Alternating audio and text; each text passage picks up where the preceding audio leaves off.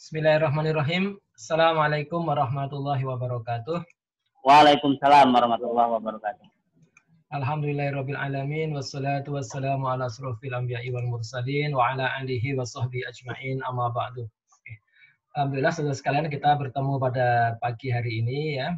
Mudah-mudahan waktu yang kita curahkan, perhatian yang kita berikan itu bisa menjadi amal soleh kita ya. Nah, saudara sekalian, kalau kita bicara sains Islam ya dalam menangani wabah dan mungkin juga berbagai problematika hidup ya, kita akan melihat sejarah. Mau tidak mau kan melihat sejarah ya. Meskipun dulu ketika Rasulullah menyampaikan Islam itu sejarah itu belum ada ya. Dulu hanya modalnya hanya iman. Cuma kita di masa sekarang punya lebih banyak modal karena kita punya pengalaman empiris dengan sejarah Islam ya. Nah, ini sebuah perbandingan ya di zaman kegelapan di Eropa ya, zaman abad pertengahan di Eropa itu dimulai kira-kira abad ke-4 Masehi sampai 14 Masehi. Jadi 1000 tahun di Eropa itu zaman kegelapan ya.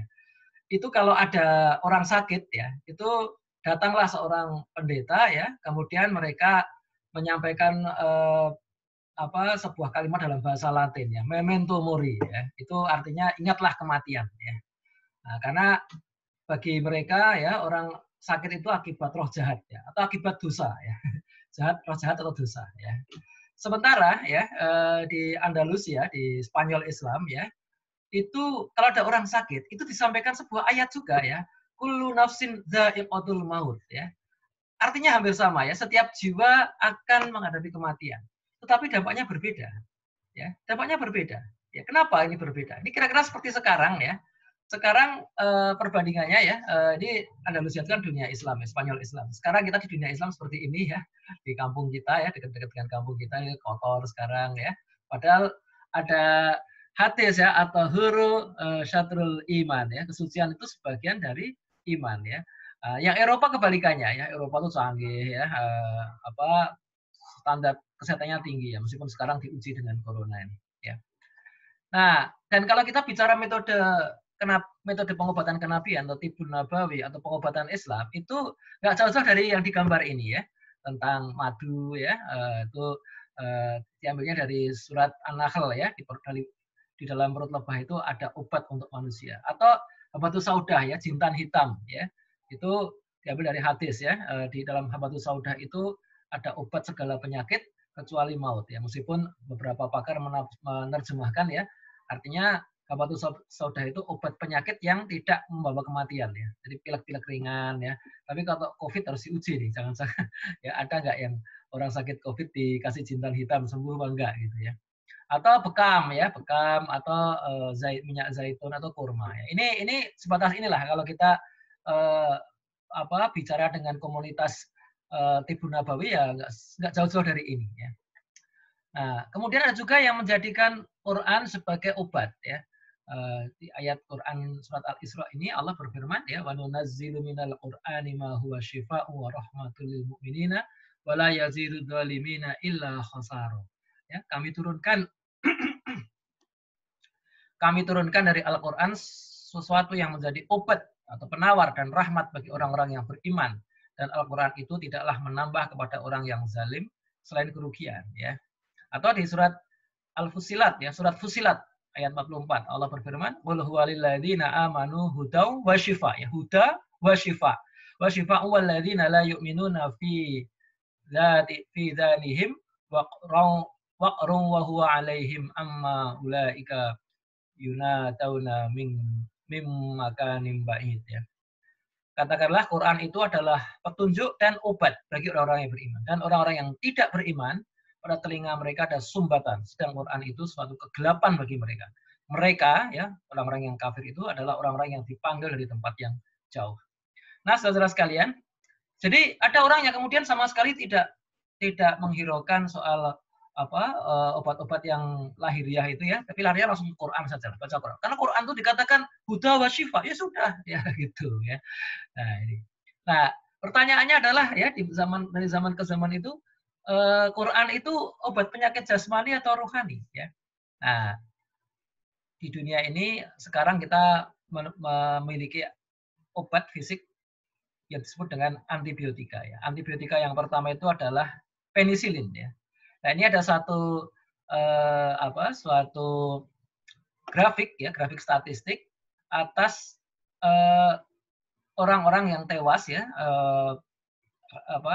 istilahnya rate orang yang tewas karena penyakit infeksi ya. Ya, jadi tahun 1900 ya, itu orang yang meninggal karena infeksi itu masih 800.000 orang ya, seluruh dunia itu. Ya. Di Amerika, di Amerika. Dan itu karena masih tinggi ya, kemudian orang menemukan penisilin ya tahun 40 ya, Alexander Fleming ya. Menemukan penisilin lebih awal ya tahun 1920. Tapi kemudian digunakan secara massal itu tahun 1940. Dan sekarang ini sangat rendah lah, orang meninggal karena infeksi itu sangat rendah. Ya. Ini adalah dampak ya, orang pasti menghubungkan dengan penemuan antibiotika. Ya. Nah sekarang saya balik ke sains Islam. Sebenarnya dulu umat Islam itu menalarnya gimana sih? Ya. Kalau tadi Spanyol Islam itu kok beda ya. Ini kita akan tunjukkan ya. Ini ada sebuah kisah dokter di Andalusia. Ada seorang dokter mendatangi seorang pasien. Tanya, sakit perutnya? Ya dok. Kemarin makan minum apa ya? Kemarin cuma sepotong roti dan air kendi dok. Oh, dokternya bilang roti nggak bikin sakit. Karena orang lain makan roti nggak apa-apa. Mungkin air minumnya nih. Dapat dari mana airnya ya? Terus dari sumur kota dok. Jadi dulu ada sumur-sumur publik lah. Orang ngambil air di sumur itu. Terus sang dokter berpikir, ya air sumurnya bersih kok. Orang lain juga pakai air sumur yang sama ya. Pasti air kendinya nih. Buang deh kendinya, buang aja. Terus orang tadi, jangan dok, ini kendi pusaka nih. Warisan ini, salah satu-satunya nih. Terus dokternya bilang, gampang cari kendi yang baru daripada cari perut yang baru, susah loh ya. Terus banting, pecah. Ternyata di dalamnya ada kodok mati, ya. Ada cebong mati ya dalamnya. Dalam kendinya. Masih kecil kan cebong. Ini kisah ini nyata ya di dalam sebuah kitab ini seperti itu ya. Nah, konsep kedokteran Islam ya, itu juga konsep berpikir. Ini universal ya. Itu adalah kalimat ini. Wa khalaqa kulla syai'in faqaddarahu taqdir. Allah menciptakan semuanya itu dengan ukuran dan khasiat tertentu. Habatus saudah punya khasiat, tapi ukurannya harus tahu. Ya. Madu ada khasiatnya, tapi ukurannya harus tahu. Itu yang subject for research ya. Jadi nggak kemudian, loh madu kan asyifa unas, berarti ya udah minum madu aja, apapun penyakitnya minum madu. Ya coba aja, itu yang sakit COVID minum madu sembuh nggak? Langsung sembuh nggak? Coba ya. Yang sakit kanker ya sekalian ya, yang sakit AIDS sekalian ya. Yang sakit dungu sekalian, sakit dungu, minumin madu sembuh nggak gitu kan ya. Ternyata nggak seperti itu kan. Dia ada ukuran-ukurannya. Kemudian ada yang lain ya, qul hatu burhanakum in kuntum shadiqin. Ini banyak ayat mengandung frasa ini ya. Tunjukkanlah bukti. Nah, disitulah muncul ya dalam Islam itu kesehatan itu apa ya? Kesehatan Islam itu mencakup 3 pertanyaan. Apa hukumnya berobat? Ya, bagaimana Islam mendorong riset tentang kesehatan dan bagaimana syariah pelayanan kesehatan. Ya. Karena ya kata-kata Arab dalam kaitan dengan kesehatan itu macam-macam ya. Ada drug ya atau dao ya. Ada sihat, ada tib ya, ada syifa ya. Macam-macam itu ya. Dan hukum berobat adalah sebuah paper yang ditulis ya. Jadi zaman sekarang pun orang bisa menulis paper yang cukup ilmiah terkait dengan kesehatan Islam ya. Ini dalam sebuah jurnal ya. Jadi di dalam sudut pandang fikih itu hukum berobat itu bisa 5 macam ya. Bisa mubah ya. Hukum aslinya itu mubah ya. Artinya orang aslinya nggak usah berobat itu boleh ya, nggak dosa gitu ya. Nah, cuma bisa jadi sunnah ya. Kenapa Rasulullah menyuruh berobat ya? Menyuruh berobat. Tapi tidak menghukum orang yang tidak berobat. Berarti perintah itu adalah sunnah. Tapi bisa jadi wajib. Siapa yang bisa menjadi wajib? Kalau orang yang sakit itu masih punya tanggungan, masih punya kewajiban ya. Utangnya masih banyak, harus berobat itu. Kalau mati kasihan ahli warisnya ya. Atau orang yang punya kapasitas dakwah, punya kapasitas masyarakat, itu kalau sakit wajib berobat. Karena kalau dia binasa ya, dia meninggal karena sakitnya itu kerugian yang sangat besar bagi umat ya. Seorang alim ya, seorang ustadz, kalau di Indonesia mah ustadz gampang ya, orang bisa baca Quran sedikit dipanggil ustadz gitu. Tapi ustadz beneran itu kalau setelah hafal Quran, pandai bahasa Arab itu perlu paling sedikit itu 20 tahun ya. Dia sekolah ke Al-Azhar syariah, ditesnya bahasa Arab sama hafal Quran. Kalau itu lulus baru boleh masuk. Itu sekolah S1-nya aja 5 tahun. Nah, nanti S2 S1 4 tahun, S2 2 tahun, S3 4 tahun ya. 10 tahun doktor itu belum dipanggil ustadz loh, baru dipanggil mudaris ya. Dipanggil mudaris itu ya. Nanti kalau sudah bimbing S2 bikin kampus banyak 5 tahun baru dipanggil musaid ustadz. Baru kalau sudah banyak sekali karya tulisnya, banyak bukunya, banyak bimbingannya, baru dipanggil ustadz. Nah, bayangkan seorang ustadz yang beneran ya, bukan ustadz kayak saya ini, itu tiba-tiba kena penyakit, ya santai-santai aja lah, biar saya ini nggak wajib kok ya. Nah itu kalau dia sampai meninggal itu dosa itu ya, ilmunya masih dibutuhkan masyarakat, dia harus usaha. Baru kalau dia usaha ikhtiar ya, baru kemudian Allah mentakdirkan dia tetap meninggal, baru udah gugur dosanya. Tapi tetap harus berobat jadi wajib bagi dia. Nah kapan jadi makruh? Ada juga makruh ya, kalau dia ahli maksiat. Haram orang ahli maksiat berobat itu bisa haram itu. Atau dia kalau sudah sembuh dia mau melanjutkan maksiatnya, dia berazam, pokoknya saya kalau sembuh saya mau balas dendam, mau saya bunuh ustadz itu. Nah itu haram gitu. Berobatnya jadi haram seperti itu ya. Nah, sains Islam dalam ilmu kesehatan itu secara ontologi itu diperintahkan ya. Allah Rasulullah bersabda ya, tidak ada penyakit yang Allah ciptakan kecuali dia ciptakan cara penyembuhannya ya. Nah, cuma cara menyembuhkannya bagaimana itu silahkan ya, antum a'lamu bi umurid dunyakum. Tapi kaidahnya begini, tidak ada penyakit itu yang tidak ada penyembuhannya, itu nggak ada ya. Pasti ada penyembuhan, cuma belum ketahuan ya. Semua penyakit seperti ini ya. Nah, kemudian epistemologinya nanti saya tunjukkan ya, ada rasional, eksperimental, manfaat, dan anti tahayul. Ini secara kaidah garis besarnya seperti itu ya. Kemudian aksiologinya ya, Islam itu datang untuk membebaskan manusia dari kegelapan penjajahan menuju cahaya iman ya. Minadzulumati ilan nur ya. Nah ini adalah epistemologinya ya. Jadi Quran itu membentuk penalaran rasional ya. Ada banyak ayat ya yang kalau di isinya adalah pada orang-orang jahiliyah itu kalau dikatakan pada mereka, ikutilah apa yang turunkan Allah. Mereka menjawab, kami hanya ikuti apa yang kami dapati dari nenek moyang kami. Wah, ini bahaya. Seandainya kita hanya ikut nenek moyang kita, itu ya tidak ada kemajuan ya. Mungkin orang sakit ya paling cuma diapain lah, dijampi-jampi aja ya, di kalau zaman saya kecil dicekokin ya, sekolah itu dikasih apa ya, jamunya juga nggak jelas ini ada hubungannya apa enggak ya. Nah itu seperti itu. Nah kemudian juga Rasulullah mengakui metode eksperimental. Coba aja ya, kalau ada orang ada sekarang kalau ada orang menyampaikan ini obat ini berkhasiat, maka diteliti ya, dilihat masuk akal apa enggak argumentasinya. Kalau masuk akal dicoba ya, uji klinis. Dan sebelum uji klinis ada uji yang lain, ada uji di laboratorium, ada uji in vitro, masukin tikus atau kelinci gitu kan ya. Baru terakhir uji klinis ya. Nah, kenapa harus begitu? Karena jangan-jangan nanti ada efek sampingnya. Jangan-jangan ini macam-macam lah ya, penyebabnya macam-macam. Ya tidak selalu sama ya. Kemudian ada memetik segala yang bermanfaat. Ya, Rasulullah itu mengatakan ilmu itu bagai binatang ternak milik orang mukmin yang sedang tersesat ya. Dimanapun ia menemukannya, ia lebih berhak atasnya. Ya. Jadi kalau metode penyembuhan itu ditemukan di Yunani, ditemukan di Israel, ditemukan di Rusia, ya ditemukan di Cina, dimanapun ya, itu umat Islam lebih berat. Artinya kita boleh aja belajar ke sana ya untuk menyerap ilmu itu. Bukan kemudian loh, dia orang komunis nih, haram nih. Bukan begitu ya. Tetap boleh kita ya. Makanya Rasulullah juga pernah meminumkan air kencing unta pada sekelompok orang Badui yang menderita demam. Ya kenapa? Karena ini dikatakan waktu itu ya ini bermanfaat ya. Kenapa kok nggak pakai batu sauda saja? Kenapa nggak pakai madu saja? Ya ini macam-macam. Jadi ternyata Rasulullah nggak senaif orang-orang zaman sekarang ya. Zaman sekarang madu saja ya. Kemudian beliau juga menjadikan dokter ya Hadiah Raja Mesir sebagai dokter publik. Ya. Jadi tidak mentang-mentang ini orang Mesir ya nggak diceritakan mau masuk Islam apa enggak ya. Nggak kemudian jangan ya. Meskipun dokternya kemudian ternyata agak gabut juga ya, agak bosan juga, boring karena yang sakit sedikit ya.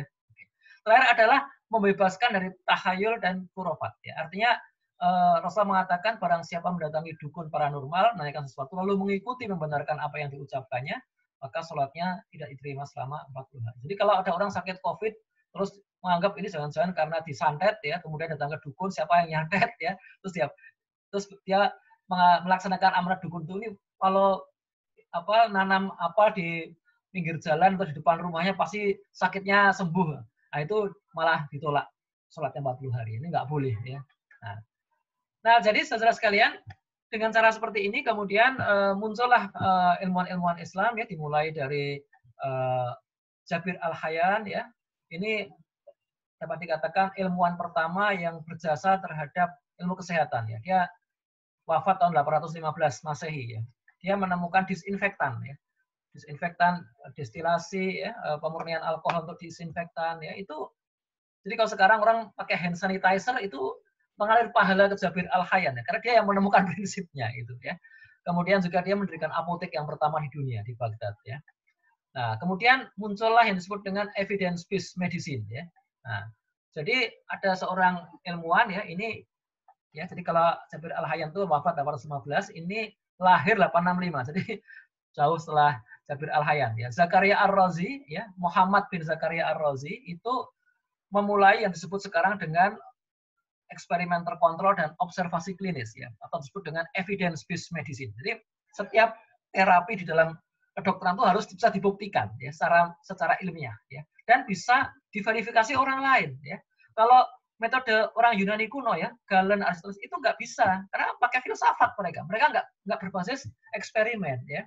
Kemudian Ar-Razi ini juga meletakkan dasar-dasar mengenali penyakit dan analisis dari urin ya. Dipakai kimia kedokteran ya. Kalau orang sakit ini urinnya warnanya apa ya. Nah, kemudian abad 9 juga ini Al-Kindi ya, itu juga menunjukkan aplikasi matematika kedokteran ya. Jadi sampai mengukur panas pasien ya. Dulu sudah ya dia menemukan prototipe termometer ya. Meskipun termometer yang sekarang disempurnakan oleh Celsius atau Fahrenheit ya. Tapi prinsipnya sudah ditemukan oleh Al-Kindi ya. Kemudian mengukur kekuatan obat sampai menaksir saat kritis ya. Termasuk kalau sekarang ya, orang epidemiolog mengatakan ya kira-kira mungkin puncak pandemi ini bulan Juli, pertengahan Juli, itu bagian dari kuantifikasi kedokteran ya. Nah, Ibnu Sina ya, ini setelah itu ya, itu meletakkan 7 aturan dasar dalam uji klinis. Kalau uji klinisnya Ar-Razi, ini Ibnu Sina ya. Nah, sampai dia menciptakan sebuah kitab yang sangat besar ya, Qanun Fitib, yang itu selama 15 abad ya, itu menjadi buku selama abad 15 dan 16 itu menjadi buku rujukan di Prancis ya. Buku rujukan utama di Prancis, di Eropa itu bukunya Ibnu Sina ya, sama bukunya Ar-Razi tadi. Ya, ini ya. Nah, bagaimana kemudian menggunakan sains Islam itu untuk mengatasi pandemi? Ini ada ITTT ya. Jadi syariahnya itu isolasi kasar itu sudah terkenal ya, pokoknya isolasi. Nah, sainsnya apa? Nih, berapa lama diisolasinya? Kalau diisolasi, kan harus dipisahkan tuh antara yang sehat dengan yang sakit. Untuk mendeteksi yang sehat sama yang sakit itu dengan tes. Ya. Nah, kalau sekarang tesnya nggak ada, ya udah isolasi aja. Repot sekarang itu kan. Disuruh ini social distancing berapa tahun nih seperti ini kan. Kalau dulu pandemi itu bisa bertahun-tahun, repot ya. Nah, itu harus tesnya nih. Makanya di BPPT itu dikembangkan banyak sekali alat tes ya. Kemudian yang diisolasi berapa luas? Nah, ini kalau orangnya udah lari kemana-mana kan susah ya. Andai kata dulu pemerintah ini langsung tanggap ya, seperti pemerintah Vietnam ya, tanggap di bulan Januari langsung tutup semua penerbangan dari Cina ya, itu insya Allah tidak seperti sekarang ya. Sekarang ini udah susah ini sekarang, tidak kemana-mana ya. Di kelurahan saya saja ada 5 orang yang kena ya, dan sekarang masih dirawat, dan itu kan jadinya takut, kita kan mau ke masjidnya takut gitu ya. Jadi kalau tracking itu sekarang alatnya banyak ya, bisa pakai handphonenya ya. Dulu di Korea atau di Vietnam itu kalau orang dari luar terus dites, terus suruh isolasi mandiri ya, kalau dia nggak sakit, terus handphonenya harus nyala terus sehingga dia bisa di-track ya. Kalau dia mati datangi polisi itu ya, bisa dihukum itu ya. Hukumannya nggak main-main, hukumannya ancaman pembunuhan hukumannya ya. Bukan saya nggak sengaja, bukan begitu. Orang udah tahu dia bawa virus itu harus isolasi. Kalau dia keluar nggak ini, hukumannya ancamannya adalah pembunuhan ya, karena dia membayar orang lain. Terus bagaimana mengatasinya? Itu treatment. Jadi isolation, test, tracking, treatment. Asasnya apa? Makanannya harus seperti apa untuk memperkuat ketahanan tubuh atau imunitasnya harus seperti apa ya. Nah, ini yang kita. Nah, Ibnu Sina itu juga di dalam kitabnya itu menuliskan di pengalaman dia ya, bahwa wabah orang yang kena wabah taun, waktu itu taun itu kemungkinan besar itu pes ya, penyakit pes. Pes itu disebabkan oleh tikus ya. Itu perlu diisolasi secara selama 40 hari ya, disebut dengan arba'iniyun. Nah, muridnya yang orang Itali, ya dia punya murid dari seluruh dunia, itu menerjemahkan 40 hari itu arba'in itu dengan quaranta ya. Lama-lama quaranta ya bahasa Itali jadi karantina ya itu ya seperti itu caranya ya. Nah, kemudian juga Ibnu Sina mengajarkan sterilisasi dengan cuci tangan memakai cuka ya karena waktu itu ya ya dikenal cuka ya belum yang apa destilasi dengan alkohol dari Jabir Al-Hayyan mungkin masih lebih mahal mungkin ya. Nah, kemudian abad 18 itu ada cerita tentang Lady Mary Montagu ya ini istri dubes Inggris di Istanbul ya dia menulis surat kepada temannya bahwa di Istanbul itu ada advanced inoculation ya itu state of the art menangkal penyakit cacar ya. Dan itu kemudian belakangan ya dituntaskan oleh Edward Jenner ya yang menemukan vaksin 1796 itu sudah cukup lama ya hampir 80 tahun kemudian ya. Nah, jadi itu berkembang terus ya. Treatment itu diantaranya adalah vaksinasi. Jadi nggak berhenti pada isolasi ya. Nah, kalau kita bicara masalah kesehatan saat ini itu memang kompleks sekali ya. Kita bias itu sangat tinggi dan saya pernah kebetulan satu pesawat dengan seorang pedagang alat kesehatan ya, pedagang alkes dia bilang 60% biaya itu untuk alat kesehatan. Itu dia ya, luar biasa ya. Sekarang untuk apa dan 80%-nya itu untuk alat diagnosis kayak untuk CT scan ya, untuk MRI, untuk tes PCR. Tes PCR kan itu diagnosis doang, belum terapinya itu ya. Itu jadi sekitar 48% biaya itu baru untuk diagnosis ya. Nah, dan celakanya lagi 70% alat kesehatan sudah lama tidak dikalibrasi ya. Jadi kalau orang tiba-tiba diagnosis wah Anda nih hipertensi atau kolesterol tinggi itu boleh jadi alat kesehatannya yang salah ya. 70% sudah lama nggak dikalibrasi. Makanya kemudian orang cari pengobatan alternatif yang belum tentu benar juga ya. Ada yang masih punya dasar ilmu kayak akupunktur ya. Ada yang masih punya dalil ya kayak Tibun Nabawi dan ada yang tidak punya dasar ya. Dulu ada dukun kecil namanya Ponari ya dengan batu petir gitu. Sekarang juga masih banyak. Nah, dalam perspektif syariah ya, pelayanan kesehatan itu termasuk bagian dari kemaslahatan dan fasilitas umum yang harus dirasakan oleh seluruh rakyat sebagai bagian pelayanan negara ya. Rasulullah mengatakan ya, al-imamu ra'in wa mas'ulun an ra'iyatin ya. Imam penguasa adalah pengurus rakyat dan dia bertanggung jawab atas rakyatnya ya. Nah, terus siapa yang mendanai? Nah, dananya bisa dipenuhi dari sumber-sumber pemasukan negara yang ditentukan oleh syariah ya, dari harta kekayaan umum, dari hutan, dari tambang, dari yang lain ya. Nah, kunci sukses semuanya ini hanya bisa kalau masyarakatnya cerdas ya. Kalau masyarakatnya nggak cerdas, dungu ya, itu gampang termakan hoax ya.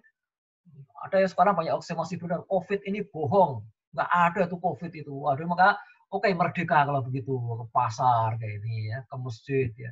Kalau ke masjid masih pakai protokol kesehatan, pakai masker, oke. Ini udah, dia malah bangga nih. Saya berani kok ke masjid, nggak usah pakai macam-macam nih. Pak Ustadz aja nggak berani, gitu. Padahal kita itu nggak beraninya karena dia nekat kayak gitu ya. Ustadznya nggak berani ke masjid karena jamaahnya pada nggak pakai masker gitu.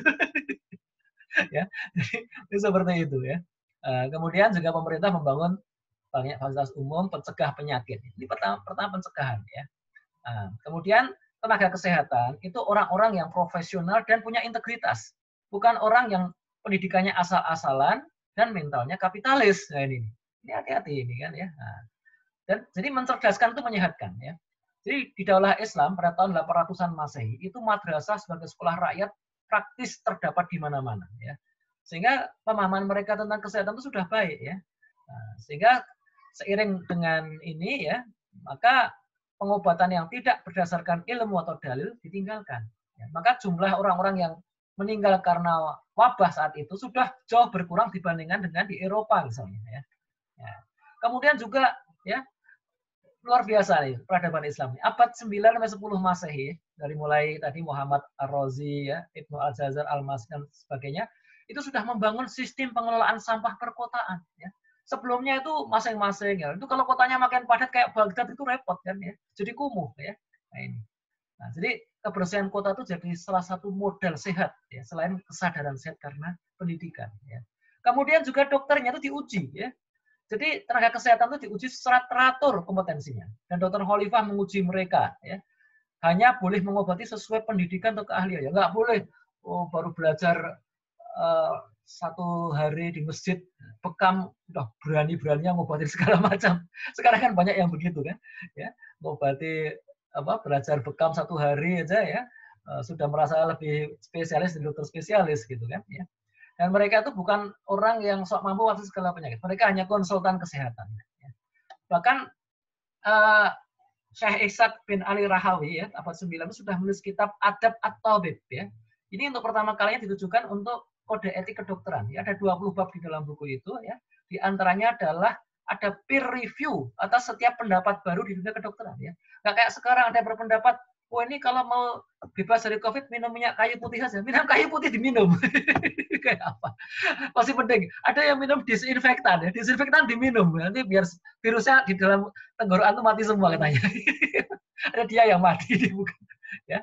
Dan itu kalau ada pasien yang meninggal, catatan medisnya dibuka ya. Salah satu dewan dokter itu menguji apakah yang dilakukan sesuai prosedur apa enggak ya. Nah, rumah sakit itu juga sisi hulu untuk mencegah penyakit ya. Jadi supaya beban sisi hilir dalam pengobatan itu jauh lebih ringan ya. Nah, jadi rumah sakit itu di sisi hulu dia menangkal ya, mendeteksi dan sebagainya. Tapi nanti di hilir ngobatin. Tapi kalau di hulu sudah teratasi ya, itu lebih ringan ya. Nah, sekarang kan enggak, sekarang banjir, BPJS sampai defisit ya. Kenapa? Karena proteksi atau prevensinya enggak jalan ya, gitu ya. Nah, soalnya mental asuransi ya belakangan gitu kan, gambling ya. Ya syukur-syukur enggak ada yang sakit gitu kan. Kalau enggak ada yang sakit uangnya utuh gitu kan. Kalau sakit ya mestinya kalau dia berpikir ini bukan asuransi ya, itu dia akan proteksi masyarakat, akan prevensi, akan edukasi sehingga tidak ada yang perlu sakit. Ya. Dokter-dokter digaji, ada yang sakit atau enggak digaji. Kalau sekarang dokternya ya mohon maaf ya, mungkin ada yang senang kalau makin banyak yang sakit gitu kan. Meskipun kalau BPJS bayarnya seret ya, jadi banyak juga dokter yang nombokin sendiri. Bahkan tahun 800 Masehi itu di Baghdad sudah dibangun rumah sakit jiwa. Ya. Sebelumnya pasien jiwa itu hanya diisolir dan diterapi dengan ruqyah. Ya. Bahkan dulu rumah sakit ini begitu mewah ya, dan sedikit pasiennya sehingga banyak pelancong dari Eropa, termasuk Marco Polo ya, itu ingin ngicipin dengan pura-pura sakit. Ya. Pura-pura sakit dirawat ya 3 hari, setelah 3 hari mereka diusir. Ya. Kenapa diusir? Karena dia nggak sakit. Dokternya tahu kalau dia nggak sakit ya. Hanya ini kan musafir kan kita wajib menjamu musafir maksimal 3 hari. Ya. Kemudian juga yang luar biasa ada badan wakaf. Ini dari Islam nih. Banyak individu ingin kontribusi dan kontribusinya tidak sekedar bikin masjid ya, tapi juga bikin rumah sakit. Kalau bikin masjid itu wajar ya, ada hadisnya ya. Orang siapa bikin masjid di dunia, Allah bikinkan istana di surga gitu kan. Ada nggak hadis yang bikin rumah sakit? Insya Allah nggak ada. Tapi mestinya gini, barang siapa membangun rumah sakit di dunia, Allah jadikan dia sehat di surga. Mestinya begitu ya. Tapi itu bukan hadis ya, itu analogi saja. Ya. Nah, ini dalam Islam. Nah, kesimpulan ya. Muslim terdahulu memahami bahwa sehat tidak hanya urusan dokter, tapi pertama-tama urusan masing-masing untuk mencegah kesehatan. Ya. Jadi mari kita, ayo ya, meskipun kita dipalak oleh BPJS bayar tiap bulan ya, tapi kita nggak usah sakit deh ya. Jangan, wah sayang nih uangnya belum terpakai, jangan mikir begitu ya. Lebih baik sehat lah daripada sakit itu ya. Nah, kemudian urusan sehat juga tidak direduksi hanya sekedar mengkonsumsi madu atau habatus sauda ya. Jadi ada sinergi yang luar biasa antara negara yang memfasilitasi manajemen kesehatan yang terpadu dan sekelompok ilmuwan muslim yang memikul tanggung jawab mengembangkan teknologi kedokteran ya.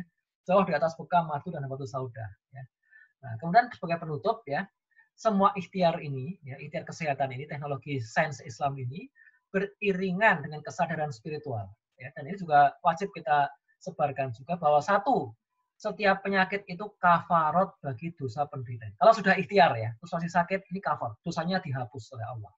Yang kedua, setiap kesulitan itu ladang amal bagi orang yang mampu bersedekah. Ya. Bagi yang nggak sakit ini ladang amal. Ada saudara kita yang sakit atau bahkan kita mungkin nggak kenal ya, ada orang lain sakit, kita bantu sekuat semampu kita. Ini ladang amal bagi kita. Ya. Kalau nggak mampu dengan harta, dengan tenaga. Kalau nggak mampu dengan tenaga, dengan sharing informasinya. Kalau nggak mampu semuanya, dengan doanya. Ya. Nah, kemudian juga yang ketiga, ya ini akidah nih. Setiap kesembuhan itu dari Allah. Cuma Allah memberikan syarat, ya kan? innallaha la yughayyiru ma biqaumin hatta yughayyiru ma bi anfusihim. Allah tidak akan mengubah nasib seorang sebelum orang itu mengerjakan bagiannya, ya, mengubah apa yang perlu diubah pada dirinya, ya. Kalau syariatnya itu harus minum obat, ya obatnya harus diminum. Jangan kemudian semua dari Allah bukan dari obat, itu konyol seperti itu. Ada orang kayak gitu, ya. Saya bilang orang kayak gitu nanti kalau nyebrang jalan nyebrang aja, nggak usah tengok kanan kiri, karena yang menyelamatkan itu Allah. Kalau Allah bikin selamat, mobil nggak akan nabrak kamu. Ya. Nah, kemudian yang keempat, ya, setiap orang diuji sesuai kadar kemampuannya, ya. Alladzi khalaqal mauta wal hayata liyabluwakum ayyukum ahsanu. Diuji. Ya, terus la yukallifullahu nafsan illa wus'aha, ya. Diuji, semua itu diuji, ya. Tidak akan Allah itu membiarkan kita ini hidup kecuali diuji, ya. Nah, kemudian yang terakhir, ya, yang kelima, bersama kesulitan itu ada banyak kemudahan, ya. Inna ma'al usri yusro. Yusronya jamak itu. Fa inna ma'al usri yusro, ya. Bersama bahaya itu lebih banyak peluang. Kalau dalam huruf Cina, ya, huruf kanji Cina, itu untuk menulis kata bahaya, mereka pakai kata, untuk menyebutkan tentang bencana, mereka pakai dua kanji. Yang itu kalau dipisah, ya, artinya satu bahaya, satu peluang, ya. Bayangkan ini pandemi ini bahaya. Kita ini bahaya beneran, ya. Tapi peluangnya juga banyak. Bayangkan kalau nggak ada pandemi ini, saya mungkin nggak akan bertatap muka dengan Liko sama teman-teman di Lampung kayak sekarang, ya, dengan Zoom, ya. Karena kita mungkin sampai hari ini nggak pakai Zoom, gitu, ya. Kalau nggak ada pandemi gini, banyak orang itu masih kesulitan untuk menambah ilmu karena belum banyak webinar gratis dari seluruh dunia. Sekarang Masya Allah, ya, kalau kita nyari-nyari itu Masya Allah, banyak sekali webinar dari seluruh dunia gratis. Bahkan banyak dari orang-orang hebat tuh gratis itu, Masya Allah. Nah, itulah saudara-saudara sekalian, mudah-mudahan kita memahami bahwa ini semua adalah ujian, ada peluang di dalamnya, dan mudah-mudahan kita kembali kepada Islam. Dari saya cukup sekian, sampai kembali diskusi. Bila itu wal hidayah. Assalamualaikum warahmatullahi wabarakatuh.